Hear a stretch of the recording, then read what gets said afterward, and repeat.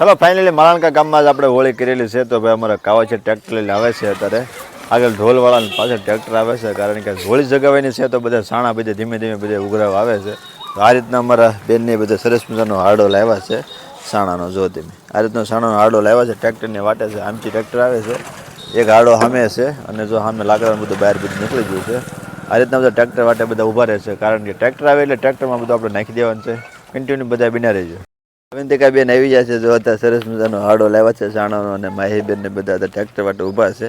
ધીમે ધીમે બધા ભેગા થાય છે. ટ્રેક્ટરનો અવાજ આમથી આવે છે, ઢોલનો. તો આવે એટલે આપણે ટ્રેક્ટરમાં નાખી દેવાનું છે. ચાલો ફાઇનલી ભાઈ કાવા છે તો ટ્રેક્ટર આવી ગયું છે ભાઈ. જો આખું ટ્રેક્ટર એટલે આખું ટ્રેક્ટર ભરાઈ ગયું છે. આખું ટ્રેક્ટર જો આખું ટ્રેક્ટર ભરાઈ ગયું છે. આમાં વિચાર કરવાનો છે કે આપણે કઈ રીતનામાં આવે સાણાને એવું બધું નાખવું છે. જો આ બધા લાકડા બધા નાખવાના છે.